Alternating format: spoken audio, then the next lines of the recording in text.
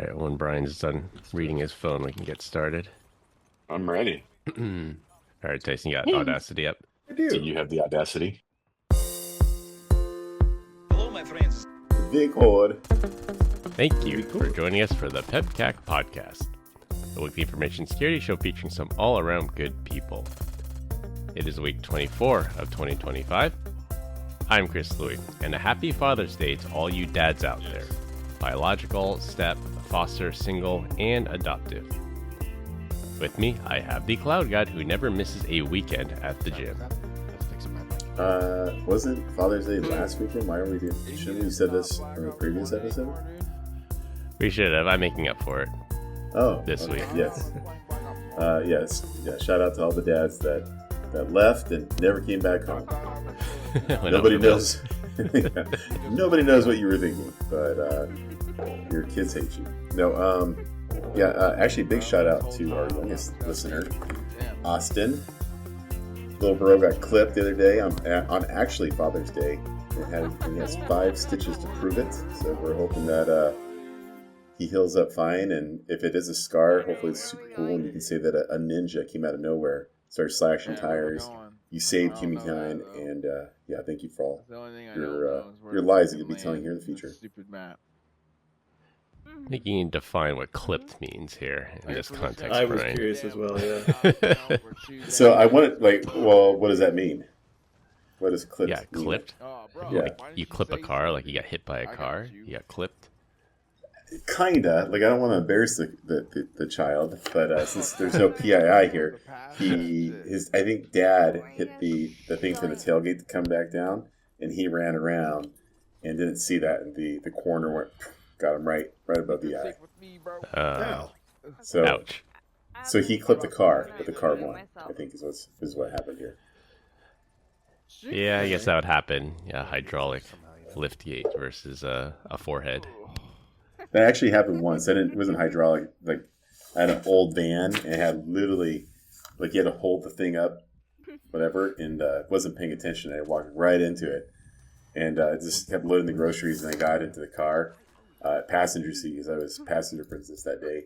And then my wife looked at me, and I just had blood gushing all the way down my face. She was like, "What the hell?" And she just took a handful of napkins and threw it at me. Don't But get blood on my car. I didn't need stitches, though, so that's why Austin's way cooler than me. All right. Good luck to little man in his recovery. And we do not have Glenn Medina this week, but we hope he'll be back next week. I heard he's recovering from the GCP outage. He's on the apology tour. Yeah. Just kidding. We love you. We love you, Glenn. Our guest this week is the returning Tyson Kindler, who we are both confirmed to be going to Black Hat this year, so come and find us in Vegas in August. Welcome back, Tyson. Thank you much, yeah. Good to be back, and looking forward to getting out and doing some Vegas Black Hat DEF CON stuff. This is a poor OPSEC. We're not supposed to say we're in Vegas until after the fact, Glenn or Chris. Everyone knows we're going to be there. We go every year. Very, very predictable. Yeah.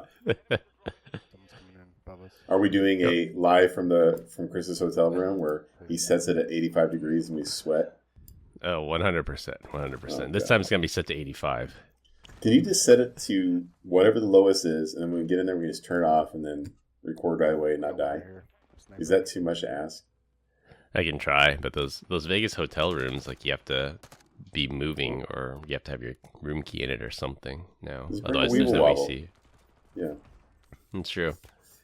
Get one of those wacky waving inflatable arm flailing tube man guys, and then that'll keep the AC on all day. It's saying Chris everything to say, how about a prostitute? I'll just have one of those in there. I was thinking model train with like a Home Alone cutout style, That something works to drive too. around and make it look like someone. But prostitute, I guess, also works. Isn't that funny how things change? Like when we were younger, we wanted model trains, and we got older, then all we wanted was women. Now that we're getting older, the model train sounds pretty cool, awesome. right? I just want a room full of trains. Yeah, exactly. Yeah, come full circle. I think it's because it's like it's like if you made it like really big, because I had a friend that had one, and it was like multiple. Well, his dad had one, and then, like multiple levels and stuff. It's like it's a reality in which you control. You know what I mean? Yeah. Like you're in charge of everything. Be like, oh, what's that? My grandson's bringing his boyfriend over. Oh, it's time to put another little steeple next to the train station. It's just little things that you can control. There you go. You'd be the mayor of Traintown.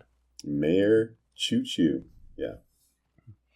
No problem. Come on, we have decades of information carry experience, and not just to educate, but to entertain. We've got 4 awesome stories for this week, so sit back, relax, and enjoy the show. This week, we're going to talk about free Ross, blood donations, for our third topic, a major cloud outage you likely felt, and close with T-Woo. T-Woo. T-Moo. We're talking about the Victor Beluga. The T-Moo. Yeah. For our first topic, newly pardoned Silk Road founder Ross Ulbricht just received a $31 million donation, and a forensic analysis of the money leads back to another defunct darknet marketplace, Alphabay. For those of you who don't know or don't remember, Ross Ulbricht was the founder and leader of the darknet marketplace Silk Road, where he ran an eBay of narcotics, weapons, hacking tools, murder for hire, and all types of illicit goods. He did not do that. He merely hosted a site. He was not sponsoring that stuff. That's what I said. I said he ran the marketplace. He ran a marketplace, period. What was on there had nothing to do with him. Sure. Took the Section 270 defense there, Brian. Well, I'm just saying, like, if someone does like a drug deal over the phone, you don't hold AT&T liable for it. Yep. Yeah. Good old Section 230. Yep. Immunity. Community property. What? Are we talking about monopoly? So, like I said, he never sold drugs, but he facilitated the sale of $2 million a day worth of illegal goods. He was sentenced to 2 life sentences and served 11 years and 3 months in jail before being pardoned on Donald Trump's second day in office of his second term. Authorities do not know if the money came from an admirer or if Ross sent those bitcoins to a trusted friend to hodl them while he was in prison. But in any case, he can probably retire on some tropical island now with that donation he just got. What do you think happened for him to end up with $31 million in Bitcoin from a rival darknet marketplace? I think he's walking a very thin line here. You've got a jail-free card once. I don't know that I would do it again. Yeah, that's a rough one. I risk that. I know, it's like, he got this donation, like, it's a donation, is it taxable? Does he go back to jail on tax evasion? Like, should he pay his taxes? Does he flee the country? Is there something around 31 million that there's a loophole? Like if it was 32 million, like he's cooked, he goes right back. No? No. I think it was just a rounding error is my bet. Just a, hey, here you go. I think it was an exact number. I think it was like 300 Bitcoin. I think it was good. It was a nice round number. And then when you converted it to dollars, it turned into 31 million. So did he hold it's either or did he sell 30, it? Yeah, it's like 35 million or 17 million, depending on the minute. The day. Yeah. I don't know if he sold it. I don't know if he liquidated it or not. It just ended up in his free Ross donation wallet. Bitcoin is like the new version of like buying a computer. It's up to date now. Not anymore. It's old. Now it's up to date. Yeah. Not anymore. Yeah. So and also, yeah, go ahead. Yeah, I was saying also if he sent it off to someone for safe holding and then he wanted it sent back to him, like why would he use the official donation wallet? Why wouldn't he use like some kind of a different wallet? Obfuscated, like one that the authorities don't know about. So did he like announce it? Like, hey, someone sent me this stuff and I had nothing to do with it, and what can I do with it? I think there's organizations that are like monitoring those well-known Bitcoin wallets, and just happen to see the traffic. That he just happened to receive $31 million from this rival darknet marketplace. I love that Bitcoin's anonymous until it's not. Yeah, it's not as anonymous as you think. It's not like Monero or one of those other ones. Did he just like, it's gonna crack open the old Bitcoin wallet and see getting a whole brand new one for $129? Like, what the hell is he thinking? And how did they find this Bitcoin wallet? That's another question. Well, there's a well-known address that's published online when when Ross Ulbricht was in prison, there was this Free Ross movement, and they were taking donations to fight his it was part of like his legal defense fund and other things. So it went to that one, the official Free Ross Bitcoin wallet. That's how this blockchain forensic firm knew which wallet to look at. It'd be really fun if he doesn't have control of that wallet, and it's just some random stranger who started the site and isn't giving him the money. Now $31 million richer. Yeah. Right here. I got him coming from outside. Be a hell of a troll. I am. Or maybe it's I don't know what to think about that. Once you walk back up. It's the ultimate hodl. 11 years of hodling. Whatever. How long have you been hodling, loser? So that would have been 2014. So the price of Bitcoin in 2014 was probably around $100, I would say. So this 300 Bitcoin was worth like $3,000 at the time, and he was forced to hodl while he was in jail. Now he's got $31 million. Although he didn't know that he'd ever get out. He got 2 life sentences without the possibility of parole. So the only hope he had of getting out was a commutation or a pardon. Just a good Samaritan out there. That's all. So you guys think 31 million was worth it? 11 years of your life?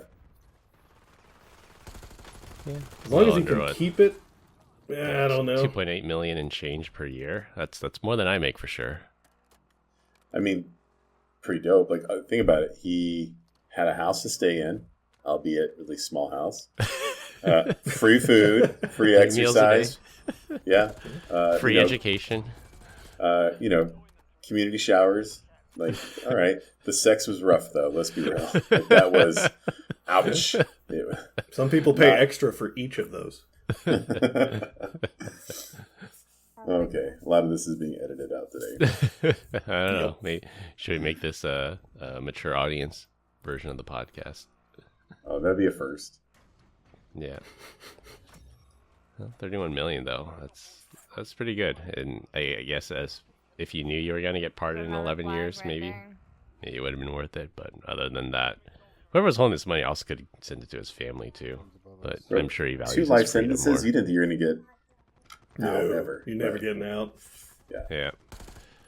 Well, they thought they might win on appeal because there was, I can't remember the name of the document. There's a specific documentary I watched about it, and Ross Ulbricht's family put forth a pretty convincing argument that he was either set up or that they got the wrong guy. And I'm like, yeah, they didn't really. I'm pretty sure they did not get the wrong guy, but like the whole murder for hire thing was a little sus, a little suspicious, and the authorities said they got him dead to rights, and Ross is like, no, that wasn't me, and so there's shaggy defense. I think that's part of why they had this Free Ross movement of collecting money, is like they wanted to try to prove that he was innocent. So I think that's actually what did him in. The 2 life sentences was for the murder for hire, not necessarily the whole narcotics marketplace thing. But he's free now and probably off to some tropical island somewhere.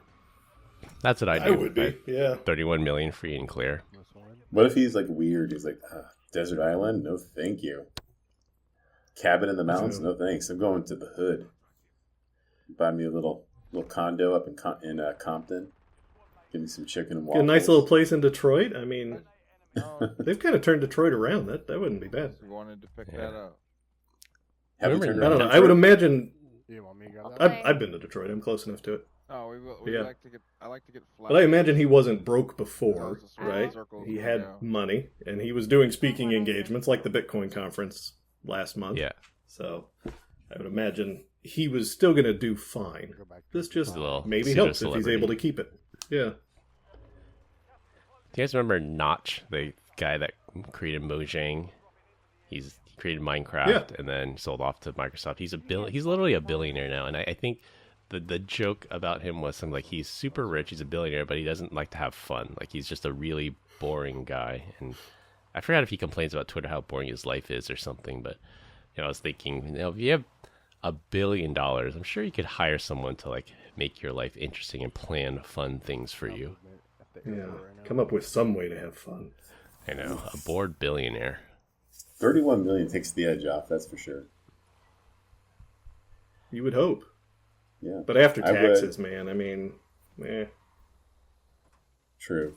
I think you can live life pretty Nice. What would be the first thing you guys would buy? You got, let's say, 31 million after taxes. What's your first go-to? Bitcoin. Buy more Bitcoin. All right, Chris. Quit being you. Quit being you for a second. Oh, they're chasing after. I would get a small airplane. Like a Cessna? Okay. Yeah, like a little Cessna, Piper, something like that. Do you have your pilot's license, or would that also be what you would That would spend also money on? have to come with it, yeah. Like, we know Yeah, people I think with I do. planes, and I think they say, it's very similar to the plane and the boat thing. The two best days are the day you buy it, the day you sell it. So, I don't know if you have a No, they're gigantic holes in the ground. plan For for money, that, but, but it'd probably be fun, right? What about you, Chris? What would you buy? What does Chris not have the money for? Is the real question. I'd buy SPY. I'd live off the dividends for the rest of my life. Never have to work. Okay, you're living know how off to get SPY, and you I get know the how to get dividend under check. Brian's skin. And then what Notches, are buddy. you going to buy with your dividend money then, jerk? A modest house, a modest car, modest eating arrangements, private chef Wouldn't- maybe. There you you go. wouldn't get- I'd splurge on a private chef. I got it. There you go. You wouldn't get LASIK, so you can walk around being that four-eyed freak that you are. See, LASIK, I could technically afford LASIK. The reason I never got it was because my optometrist says I've hit the age at which I'm going to need reading glasses soon. And they said if I get LASIK, I can see far, but it's a guarantee that I will have to use reading glasses for the next couple of years. Yeah, At you least he need said. glasses anyway. Exactly. So he said if you don't get LASIK, you'll still have to wear glasses to see afar, but you'll be able to, when you're in bed, read your phone at night. You'll get that for at least another 10 years or so before you need readers. I sent Chris a screenshot to the group chat of something. He's like, "Oh, he's got the old man text." I'm like, "It's only so far away from you, brother. It's coming. It is coming." Nice. That is true. Brian, No, what would I you would- buy with Yeah. 30 mil? Probably an air fryer. I always wanted one of those. No, yeah, there's just an awkward silence now because Tyson and I are like computing. I said, our stock's at like a 52-week high. I think you can trade like one share for a really, really nice air fryer. Maybe I will. Maybe I won't. But It's like airplane, yeah, maybe more than a share of stock, but I air can already see fryer. Chris on Sunday night, type or going to Gronk, create an image of Brian Deach using an air fryer of a ribeye steak and send it up there. I already know it's coming. It just sets you up for great content. I need another fresh Yeah, car. yeah, you do. I think No, I'd there- probably want like experiences. Like I've never jumped out of a plane. I want to do that. And again, I We have should the do that. means to do that now, but Yeah. that's a good time. Never got around to it. Do that. I would. I want to hike up Mount Kilimanjaro at some point. Mount Fuji. Okay. Maybe Everest. See, Everest was a thing that I've always wanted to do, but I've always been wary of that because, like, many people hike up Mount Kilimanjaro. Very few of them have died, but I would say, percentage-wise, the people that try to hike up Everest, good number of them die. I don't. Chris is a For scary not to cat. die on the side of a mountain. Not a good enough number, but yeah. Not a good enough number, yeah. And if you die up there, they keep your body up there. They never bring you back. This is what I would do. All right. I know it's not one thing, but I'll boil it into one simple thing. I would buy an arsenal. I would quit my job, create a YouTube channel of me just shooting random guns into things to see if they'll put a hole through it. There's a couple So you guys on gotta- YouTube that do it. It looks like so You much got to fun. reinvent Demolition Ranch then. The guy's selling the ranch right now. You should buy it. There you go. Self-revive here. He's the Demolition Ranch guy's getting out of the YouTube business. So yeah, you should definitely buy it or put in an I don't offer know. at least. A ranch would be fun. I think so. Yeah. Chris, you should put a Bitcoin donation wallet up. Free Brian from Free Brian, his work yeah. life, and let him create an arsenal on a ranch. We get $31 million in donations. Yeah. Huh. I never saw Demolition Ranch. channel. 11.8 million followers. Jeez. All right, Yeah. that's going off. Yeah, it's a good channel. You're catching him at the tail end though, because he's quitting YouTube now. Or I buy the air fryer and then I create a channel called Will It Fry instead of There Will you It go. Blend. And and then I'll Yeah, throw there you random go. stuff into the air fryer and see if it will fry or not. Put Remember new they got the in air iPhone? fryer. Yeah. Bringing one to you guys. You get I remember 12 when they put it in the million blender. followers. It turned into like black dust, basically, because I think the battery exploded or something in there. Yeah. Do not puncture lithium-ion batteries. Bad idea. Don't do that. You're not my dad. I'll do whatever I want. I'll do it in my house if I Fair. want. What the hell? For our second topic, the UK National Health Service is desperately calling for blood donations after a pathology lab they used was hit by a ransomware attack. Specifically, they need type O blood as it is the universal donor. After the attack, and even in the months after, getting blood typing information took so long, so hospitals and clinics defaulted to just giving patients the safe O-type blood instead of trying to match the correct blood type, which has dangerously depleted their stockpile of type O blood. The Keylin ransomware group has taken responsibility for the disruptive attack, and they published medical information on over 900,000 donors, including cancer and sexually transmitted disease status of the donors. So clearly they did not pay the ransom, and the ransomware group leaked all this data. So they got hit by a double whammy there. I got sight. Yeah, I don't know if That's I rough. imagine on top of the hill. your credit card numbers have been leaked, your social security number's been leaked, whatever. But then like your STD history gets leaked. That would kind of suck. Like if you Right? had someone You're trying to check donate blood. Yeah. Yeah, you're doing All a good of sudden thing, your STDs are out. Yeah, according here, you had shingles at one point in time. I'm like, yeah, I know. Yeah. She So said it was safe. that's my major holdup on wanting to use biometrics for anything, like security-wise, password-wise, because you can't change it, right? So I don't You want can that get plastic shit getting surgery in. and change your face, right? If you use like Face ID, get a rhinoplasty, and new jawline. Yeah, a rubber faced monster like all the ones in Scottsdale. Yeah. Hey, I'll just say this: if I'm ever in Vegas, like let's say we're there, Black Hat, DEF CON, and for some reason I get shot and I need like a blood transfusion on a Monday, I don't want blood donations sent in Vegas from some dude on a strip behind you. from a weekend of like bender, right? I don't want that. I don't want like you know what I mean? Like imagine Chris like walking in. I heard they suck the poison right out of you, give you new stuff, like, and they give you $25 to donate. Like I don't want Chris's blood after a weekend of partying. I think I'll avoid that. Maybe just let me die. I don't want all the hepatitis. Hepatitis. I don't know if I've ever gone to Vegas and thought, man, I should donate blood while I'm out here. But no, think about it. Like, what if you were there? Like, you're gambling, stuff like that. There's a truck coming. I guess if you're donating, you don't get money for it. But Yeah, you're not getting money for it, and they're not putting anything new in. So I guess you'd be a cheaper date because you'd get drunk faster. But That's true. Good job. Less blood. that's about it. what about plasma? Don't they suck the blood out of you and then steal your soul and then put it back in?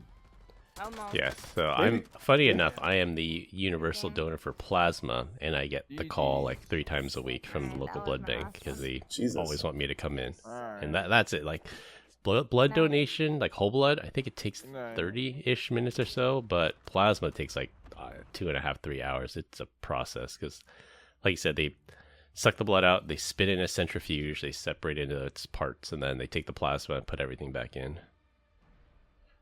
I played around last night. Yeah. After I got I've done the whole blood donations many times, and then I started having complications, so I stopped. But Yeah. I just did it for Yeah. free cookie and orange juice. I was always hungry. I just had to roll with it. that's fair. I think Brian still thinks this is like field triage medicine where there's 2 people hooked up to a machine and the person A blood literally goes into person B. Left to right, yeah. They don't do that anymore. It's like an HA cable between 2 network devices. They you usually go, they yeah. take it, they test it, they store it, and they usually have a stockpile, so they just draw it from their stockpile. So imagine a vampire tap on that one. Da-dunch. I remember like way back in the day, like they were doing like I think it was United Blood.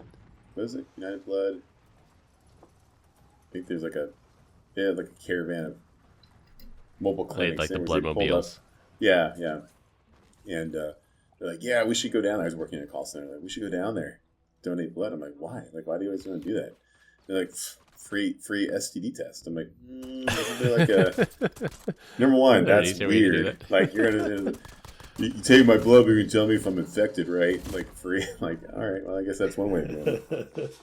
Rolling the bones right there. Like, if you think you're tainted, then, like, why would you even want to give it out anyways? You know. There is a question, like when you check in on the questionnaire, one of the questions, because they ask all kinds of things, like have you ever lived outside the U.S., have you ever had malaria, like they ask all these questions. There is one specific question that asks, are you donating blood today just to get an HIV test? And you have to check honestly. I've never checked yes because I was never at risk for that, but I imagine if you check yes, they're like, we'll just give you the free test, you don't have to donate blood to find that out. Right. Yeah, we're not going to keep your sample, but yeah I remember 20 years ago, my dad decided he was going to donate blood for the first time, and we're sitting down, donating together, going through the questionnaires, and one of the questions the lady had asked him was, have you ever had sex with a man for money? And his response was, well, how much money are we talking? It's a negotiating tactic, right? If it's worth it, maybe. Yeah, she didn't like that price. One much, but yeah. I imagine they don't like joking around when it comes to those types of questions. They did not. No. Little fun. You know what's weird is like, I don't know, 17 years ago, 15 years ago, I went in and I tested positive for tuberculosis, the same thing that killed Doc Holliday. TB. Yeah. Everything is TB. And I was like, well, it is? So I'm not special? Because they were acting like, they're like, when was the last time you were in the country? Who did you talk to? Like, why do you have this? I'm like, I don't know. Like, I've never been out of the country. I was at a border town once, but you got a hot dog. Was it a false positive? No, definitely. I still have it technically. Because like you have to take medication every day for like 6 months, and then I would start it, and I would always forget. And they're like, "Just tape it to your toothbrush. You brush your teeth." I'm like, "I do." And then they're like, "Well, we'll give you like a 1 month supply." I'm like, "You guys are so far away. I have to drive all the way over here to get it." It was just such an inconvenience. But they're like, "You have until you're 50." And let me tell you guys, I'm kicking 50 doors down. Like, we're getting close to like this might actually be an issue. I need to like get my ducks in a row so I don't die. But can you imagine just being the podcast, just coughing one day, like, oh, and then next thing you know, like, yeah, Brian's dead. Tuberculosis got him. We talked about this on episode 213. Yeah. We called it. You heard it here first. There's a book released this year from John Green called "Everything Is Tuberculosis," and it's about like how tuberculosis has like shaped our world because of the people getting tuberculosis and traveling and doing things, and like the cowboy hat exists because of tuberculosis. It's a pretty solid read, but it might also inform you of, hey, maybe I should take the pill. That's on Brian's summer reading list. Yeah, I will. You know, Amazon has a pharmacy now. They'll ship it straight to your door. That doesn't tape it to his toothbrush. No, but I don't even know if you can do that. I don't think they would like write your prescription. Like you have to go to like the Department of Health and blah blah blah to actually get it. Yeah, well, you get the prescription. You do that once, and then Amazon mails the pills to your door. No, I walk in and they hand it to me. Oh, but I don't go to the pharmacy. I don't think you can get that. I don't think that's over the not it's over. I don't know if it's prescription based. I could be wrong. What are you talking about? Yes. I'm asking Grok after this. Okay, how can Brian get his? How many TB days pills? does Brian have left? Just imagine I was like, yeah, whatever. I don't need to worry about it until I'm 50. We're over 50. And then I'm like, okay, getting old now. I'm going to start worrying about this. Gotta keep getting down the road. Yeah. Well, back to the story here. It's just interesting how these cyber attacks can have real world effects, and especially hitting healthcare sectors, hitting hospitals, and the like. Traditionally, off limits for ransomware groups, but this QLIN group sounds kind of shady, so I don't think they don't really care. They released the medical history of 900,000 people. I guess you will find Victor in there. And all his stuff. Well, I don't think he goes to the UK at NHS. Maybe the I don't know. He was in the Canada military. Go top side. NHS. Yeah. Yeah, I was under the impression that, most ransomware orgs were kind of doing hands-off on medical. I know they did for a while, but we've heard an uptick of those attacks in the last couple of years. Yeah. And yeah, it's a little rough. So I'm near Cleveland, Ohio, right? And I think just recently, one of the Cleveland medical departments had yet another ransomware attack. It's like, come on. There should be some kind of boundaries to cybercrime. Yeah, or they should go get Hashdi's book called The Zero Trust Hospital, and they won't get hit, maybe. Oh, there you go. Yeah, they still would. We know how hospitals operate. They can't protect themselves enough. Yeah. Yeah. I think if you really want to get down to brass tacks and stop this stuff from happening, it should be a law, at least in the U.S., that if you get hacked, then you have to put your entire InfoSec policy and all the vendors that you use along with how you were configured. Like, let's poke holes in it together, folks, instead of like, oh, it was a password mishap. Blah, blah, blah. And like, I want to know everything. That would make everything better. Crowdsource your new cyber policy. I'm just telling you, man. Like if you found out that you're like, oh, I'm all in on this vendor that builds routers, right? And you find out that their story sucks, and that's the reason why they actually got breached. It was more than just a password mishap. I think it would make people think twice about it. Well, you remember Change Health when they got hit. Their initial press release said this was a highly sophisticated foreign actor that attacked us. And what it ended up being? It ended up being a Citrix box with single-factor authentication. Like, yeah, a 12-year-old with a script could have done that. Right. That's a lot of PR spin on that for sure. Not a lot of PR. All you have to do is just say highly sophisticated actor. It's easy to foreign say actor. Yeah, like when we give out, who's going to challenge it? Yeah, foreign. That makes it scarier, elusive, sexy. One of them International man of foreigners. We mystery. can't trust them, I guess. Yeah. For third topic, Google Cloud suffered a massive 3-hour outage last week that took down core Google services like Gmail, Calendar, Chat, Google Search, Google Docs, Drive, Google Meet. Google Meet was down too, so you couldn't have your Google Meets last week.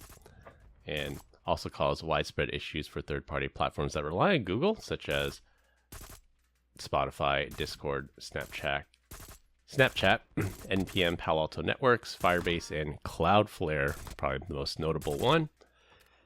According to initial RCA from Google, the outage was caused by an API service quota. Once they realized the issue, they suspended the API quotas, and services returned to normal within 2 hours. Now, most terms of service and end-user subscription agreements indemnify cloud providers from damages caused by outages, and just goes to show how important a DR or BCP plan is to have and also use a multi-cloud strategy. It seemed interesting, though, of like they've got an API quota issue of something new code that they released, but they didn't have thorough checking. It didn't meet their normal requirements, and their red button bailout method cost them extra hours because it didn't quite work. So I'm wondering, not to shift topics too far, but like, is this part of an AI coding thing? Of they just rolled with it. Yeah, they said something like there was, I don't remember again, this is like a PR spin. They said the error boundaries, they couldn't check for it. It put it in an unrecoverable state. So a lot of tech terms here, a lot of PR terms here, but in the end, you might be right, Tyson. This is an AI coding error. Yeah, like, and it could have been a human who made this, right? They just didn't error check to say, like, if we don't get an acceptable field, or, like we get these empty fields coming in, which I think is what I was reading. So if we get an empty field in, it isn't what we expect, let's error out gracefully instead of crash the program. Yeah. And I think that's the thing of, if you're someone like Google who has this massive architecture and all of these orchestrations of systems working together, I'm not certain AI is at the point where it's going to be able to know that it needs to do these various things as part of implementing new features. So it didn't follow their policy. It didn't, do things the proper way. And I think that's on them for having not caught it. I mean, it makes a lot of sense because if you use Gemini, that thing is hot dog. I was about to say, like, maybe their coders they're forced to use the same version of Gemini that we all have to use, where it can't even count the number of R's in the word strawberry. We're relying on this for to run their entire global infrastructure. These fucking bots. Right. Yeah. It's, what's kind of funny about this is the first time I'm reading about the API quota. I remember when we were exposing APIs and this focus went into making sure someone can DDoS us from an API perspective. I was like, what a dumb thing to worry about. Apparently not so much. Turns out it's kind of a good idea to worry about this stuff. I would say I didn't really expect the data plane to crap the bed as well. I could see the control plane being an issue, right? But the data plane, that would it really impacted a lot of people. That really big kick between the pants for sure. Right. I think a lot of the data plane is operating via APIs now. So, True. Yeah. So if that's being quoted or throttled or crashed, you're not getting anything through. So here it is. On the OWASP top 10, it's called unrestricted resource consumption, which is a fancy way of saying API rate limit abuse. So it is a top 10 concern. That is a way you can take down a service. Yeah. SMG and a rocket. What's really funny is I won't call it out, but I was I met with somebody at RSA and current, person, we'll leave it at that, of interest. And he was really talking a lot of crap. He's like, you don't understand, your cloud sucks. You should be 100% on GCP. It's fundamentally superior than anything that's ever been created, all the way down to the CPU cycles per customer. He's a big old freaking nerd. I was like, wow, I have 10 minutes to talk to you, right? I don't know what we're trying to accomplish right now. He's just this is career enclave, and then they make sure the things are plugged in with padlock. I was like, oh, this guy is drink one too many sips of the Kool-Aid over there. I was like, hey, if that's how you feel about it, that's just, cool. I'll look into it. Maybe I'll change our architecture and we'll just move everything on Zscaler to GCP. No, I'm not actually going to do that. That would be insane. Yeah. Let's move our cloud to their cloud. Yeah. Yeah. Yes, sir. You could have multi-cloud strategy too. Our backup cloud is not on our Zscaler cloud, and that's the point. Because if our cloud goes down, you don't want the backup to be on our cloud. You want it to be on someone else's cloud. Completely separate. There's plenty of And we do there are some pieces that are in different other hyperscaler clouds, right? And that's on purpose because we don't want to be a single point of failure, even as ourselves, right? So, and I've talked to customers, large customers, and they're all in on AWS. They're all in on GCP or Azure, and inevitably at some point they say, yeah, we're all in on them, but except we also have services on this cloud just in case. And that's a valid strategy. You want to diversify your risk. I think that was Cloudflare's issue. Or Cloudflare's approach is they want to build everything on their environment, but they also have things on other people's, and they just got caught pants down with the Google issue. Was there even on the storage? show, we complimented Cloudflare. They have amazing RCAs, and then Brian took one look at this and this is hot garbage. This RCA is crap. They normally write really outstanding things, from their blogs. I mean, they are just a blog company, but their blogs are always good. Technical stuff is good. RCs are good. And this one is did Google Gemini write this? Because it feels like Google Gemini wrote this. That was basically it. I read through the whole RCA, and they said, sorry. It was they said we're responsible. We take responsibility. It's our job to keep the cloud up or the service up, but we relied a little too much on a third party. And that was it. That was the RCA. Our bad. Hey guys, our bad. I wonder how many people are going to so let's, I don't think anyone's leaving Spotify or Discord. Snapchat, those kids are idiots anyways. I do wonder about, I don't even know what Firebase Studio is, but I wonder how many people that maybe utilize Cloudflare or even Palo Alto are looking at that and saying, man, that actually hurt a lot. And maybe we should look at coming with a kind of a multi-vendor approach to some of these things. You know what I mean? Yeah, I would hope there are organizations at least looking for some Akamai's like, backup. yeah.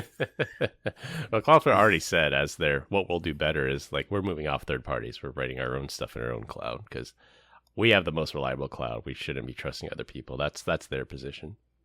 Wow, that's a big thing to say. They said it.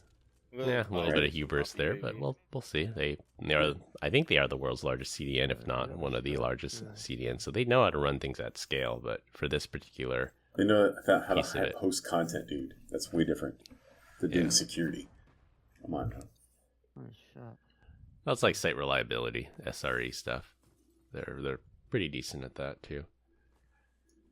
I don't think no one's gonna leave Spotify, Discord, or Snapchat. It's whether or not Spotify, Discord, and Snapchat choose to move off of Google Cloud onto some other platform like AWS. Like we've seen Azure outages for sure. We've seen AWS outages. Everybody goes down at some point, but it's that DR BCP strategy.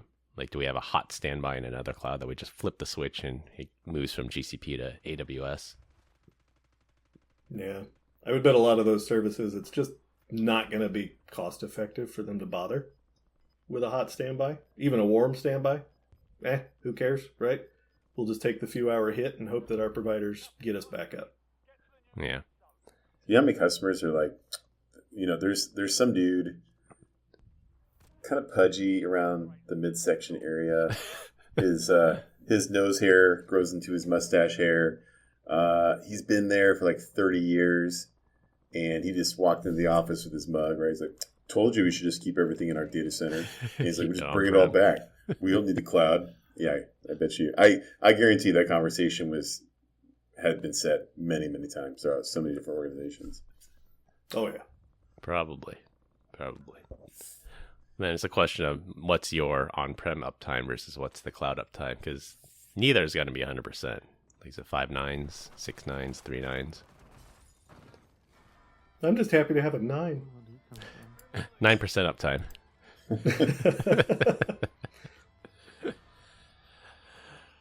For our last topic, it'll be a rotating topic every week. This week we're going to talk about Amazon Prime Day. Prime Day is July 8th this year, and it will run for 4 days instead of the traditional 2 days. And as is traditional, we'll talk about TWU, or things we won't use, and the random stuff we buy on Prime Day. What are you looking for this year? Oh boy. Bidet. That's about it. Bidet. Yeah.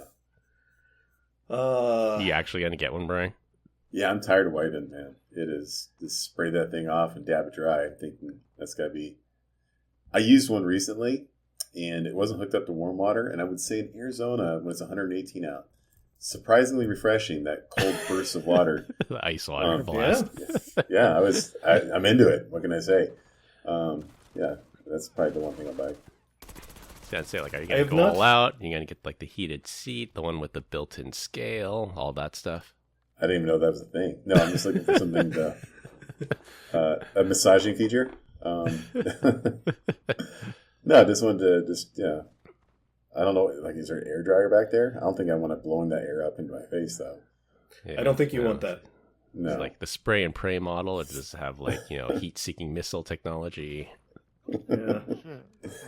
I've had a real cheap one for probably 10 years now. So non-heated, it's just the cold water out of the stream, and pretty solid. It'll wake you up on those, winter Ohio mornings, but yeah. Hello. It's pretty good. I would have to say that the water pressure in this house, phenomenal. Like, it almost sent me to the moon. Yeah. Yeah. What about buying, Christopher? I need new Echoes in the house. I have the ones with the screens, the Echo Show, and I want to say I've had them for maybe at least 3 years, because I definitely had it at the old house, so probably at least 3 years. And at first it was cool because it would show, it's like a digital picture frame. It would show me the Zscaler stock price. It would show me, I would say, relevant headlines that I actually cared about. But I would say over time, going back to our topic of in-shitification, this thing has gotten worse and worse and worse. Like now it shows like promoted themes for certain things that they're paid to promote, and it's like promoted items and suggestions. And I've even gone into the privacy settings or the Alexa settings, and I said turn off ads, turn off this, turn off that. So like I want you to show me my family photos, my stock price, and maybe a few relevant headlines. That's it. Still shows me like suggested items. It's just become a gigantic ad now, a screen to show ads. So I'm like, I'm gonna go back to the little hockey puck, like no screens, and these things have gotten less responsive over time too, which is why I'm going to replace them anyway. But I'm going to replace them with the ones with no screens now. Yeah, that's fair. Tyson's not very enthused about that. To all the listeners that thought I didn't say air fryer, you thought I was. You thought. Yeah. But I went down the road of bidet. Well, I think Tyson's more like, why do you have all these NSA listening devices in your house? I am. I really am. Yeah. No, I'm all but completely disconnected from Amazon. And this should be probably by the end of the summer. I won't have anything else, Amazon connected or subscribed. My television last week showed my wife an advertisement when she turned it on. And she immediately turned the TV off and walked away. And so we're going to be swapping that out. It's one of those like inbuilt Fire TVs that I bought at Costco, and it's okay.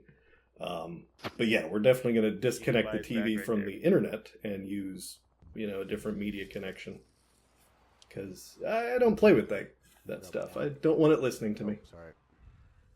So...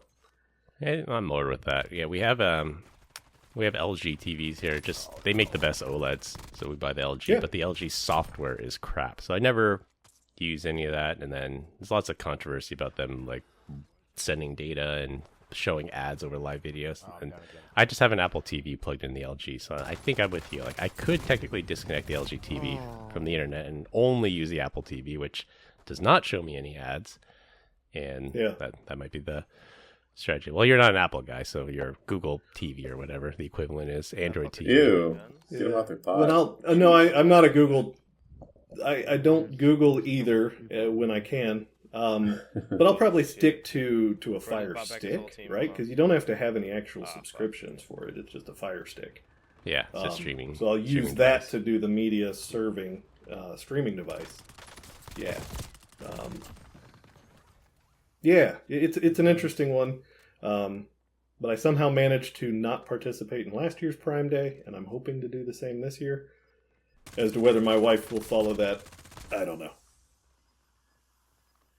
I'm certain we'll end up with a bunch of T-Woo. I'm looking at a Kindle for my older kid, too. She's really into reading now. She's carrying these gigantic, thick Harry Potter books around. I'm like, you can carry a Kindle. You're responsible enough now. You can have a Kindle and put the Harry Potter book on your Kindle. No, let her carry the book, dude. Don't be a jerk. Let her enjoy it. Here's some more technology to look at, loser. No, don't do that. Yeah. I've been doing audiobooks because I don't want to sit down and read. Audiobooks are great. I did that one. Like when we were remodeling the house, and I'd just be like digging a trench and they just pop in the audiobook. I listen to so many books that way because I can't sit there and read, but I can listen to it while I'm doing work around the house. Yeah, I try to read books. I fall asleep in minutes. First page, I start yawning, and then it's out. I just can't do it. You found the cure for insomnia. Yep. Just reading books. Yeah, but I think that's it. Because Prime Day in general, you kind of have to find a diamond in the rough. So like, yeah, Brian, if you're looking for an air fryer, like if you're looking for a specific model, it might be on sale, might not be on sale. But if you want an air fryer with good reviews, you'll probably find one for like $50 off or something. But usually it's the Amazon specific devices. So the Kindle, the Alexas, if you're into the Ring ecosystem, now's the time to get in on that. Those are usually the ones that have the heavy discounts, or a Fire TV if you want ads to show up on your TV all the time. What was kind of cool was we had the hockey pucks. Yeah. Am I lagging bad? Is it me today? Jesus. It might be. Anyways, I'll just say it real quick and then you go back. the hockey pucks, we had them, like all the kids had one. We had them throughout the house, and then I found out you can daisy chain them, and so we threw like a Christmas party.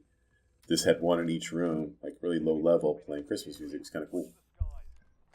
Yeah. And so you say, Alexa, play Christmas music, and it's like, hey, here's some holiday favorites. I'm like, I said play Christmas music, not holiday. And I was arguing with the damn faceless robot. Yeah, being more inclusive, Brian. It's a very true story. Yeah, you don't want that Kwanzaa music or that Hanukkah music playing throughout the house. I'll take it all. Just, yeah. Is there any Hanukkah music for Kwanzaa? There's the Adam Sandler one. Oh, yeah, that's a banger right there. Yeah. That's the only one you need, right? Yeah. I'm going to say for the Fire TV, if you can buy it, because I think the Fire TVs are subsidized because they're Amazon owned, and I think they show Amazon ads, so they're cheaper than normal. They sell it at a loss. I wonder if you create like a firewall rule and say block all traffic to Amazon AWS, and you just get a dumb TV for cheap. Yeah, you can. My TV at the other house is running through a pie hole. Yeah, and so I don't get hardly any of the ads, and whenever I look at it, I can see that it is blocking thousands of analytics requests an hour. Yeah, so, Pile's pretty bad. Yeah. Yeah, we run that here on a VM, and it works really well. Can't block YouTube ads. I'm still trying to find a good solution for blocking YouTube ads on non-computers, because AdBlock will block it on a desktop, but not on a tablet or a TV. Haven't found a good solution yet. I think Victor would tell you, just pay for it, yeah. I know. Forgot. There's some meme that says, ad companies pay Google to show ads, and then we pay Google to not show ads. And Google's just like literally printing money right now. Yeah, I Googled I asked ChatGPT, what should I buy? And it was like, you should get floppy disk coaster video game memorabilia. Like, it's just a floppy disk, but it's like a coaster. And it just reminds me of the first time I got on the internet. I was at the school, and I think the first thing I had searched was Dallas Cowboy cheerleaders. So then I was like, oh yeah. And so I was like, I'm going to copy this. Yeah. I was like, I'm going to copy this image to a floppy disk and then put it on my computer as my wallpaper. The picture was too big to copy onto the floppy disk. 1.44 meg. I got cock-blocked by 1.44 meg. Yep. Yeah, that was before JPEG compression. That was probably a bitmap then, huh? Yes. Yeah. So dumb. So dumb. Well, we continue to get great comments about our Dad Joke of the Week. Dad Joke of the Week. This week, our guest Tyson is up. Oh, boy. So I'm going to go with the one that I told my kid yesterday. All right. Yeah. What happens when you cross a telescope and a microscope? What's that? The kaleidoscope. Oh. The colonoscope. All right. Wah, wah, wah. Yeah. We'll take it. All right, to wrap things up, Ross Ulrich is free and just got a $31 million donation. Blood donations are desperately needed after a cyber attack. Google Cloud took down a good chunk of the internet, and Prime Day is July 8th. That's all we have for this week. We hope you enjoyed this week's episode. Find us on LinkedIn. Links will be in the description. Follow us on Instagram at PEBCAK Podcast. Thank you to our listeners and subscribers. Rate us 5 stars in the iTunes Store and Spotify, and left us a review. We appreciate you all spreading the word to help grow the show. The best way to find us is to search for the PEBCAK Podcast in your favorite podcast listening app. For our co-host Brian Deitch and our guest Tyson Kindler, I'm Chris Louie. Thanks for listening. We'll see you all next week, and as always, have a nice day. Happy holidays. Bye, Felicia. Love you, Glenn. Have a nice day.